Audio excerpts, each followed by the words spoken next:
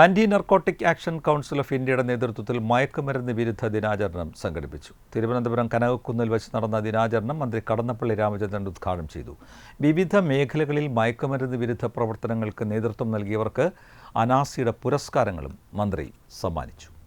മയക്കുമരുന്നിനെതിരെ ബോധവൽക്കരണവുമായി സംസ്ഥാനത്ത് എല്ലാ ജില്ലകളിലും വിവിധ പരിപാടികൾ സംഘടിപ്പിക്കുകയും സർക്കാരിന്റെ സഹകരണത്തോടെ സ്കൂൾ കോളേജ് വിദ്യാർത്ഥികൾക്കിടയിൽ ലഹരി വിരുദ്ധ പ്രവർത്തനങ്ങൾക്കും നേതൃത്വം നൽകുന്ന ദേശീയ സംഘടനയാണ് anti narcotic action council of India.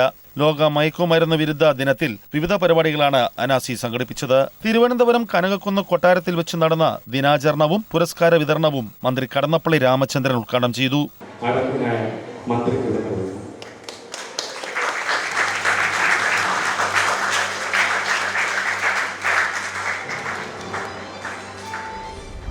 ലഹരി എന്ന് പറയുന്ന അത്യന്തമാപരക്കരമായ ഒരു വിപത്ത് ലോകത്തെ ഗ്രസിച്ചുകൊണ്ടിരിക്കുന്നു എന്ന യാഥാർത്ഥ്യത്തിന് മുമ്പിൽ ഐക്യരാഷ്ട്ര സംഘടനയും ആലോചനാഭരിതമായി എടുത്ത തീരുമാനമാണ്. ലഹരി ഉപയോഗം മുതിർന്നവരെന്തായാലും കുട്ടികളിലും ഒരേ രീതിയിൽ കണ്ടുവരുന്ന കാലമാണിത്. ഓരോ ചുവടുവയ്പ്പിലും ജാഗ്രതയായിരിക്കും സാഹചര്യം. സ്കൂൾ വിദ്യാർത്ഥികളെ സംബന്ധിച്ചിടത്തോളം അവർ പിടികൂടാൻ പതുങ്ങിയിരിക്കുന്ന ലഹരി കൈകളാണ് ചുറ്റും. അനാസി ഡയറക്ടർ കള്ളിക്കാട് ബാബു ചടങ്ങിന് നേതൃത്വം നൽകി.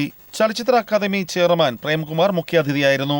തുടർന്ന് ലഹരി വിരുദ്ധ പ്രവർത്തനങ്ങളിൽ ശ്രദ്ധ നേടിയ പ്രഗത്ഭരെയും ആദരിച്ചു.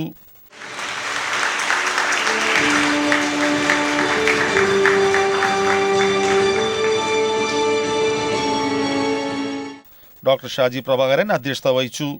സുനിൽ കൈമനം, ഡോക്ടർ ഐറിൻ, രാജീവ് അർജുൻ എന്നിവരും പങ്കെടുത്തു. ACV news, Thiruvananthapuram.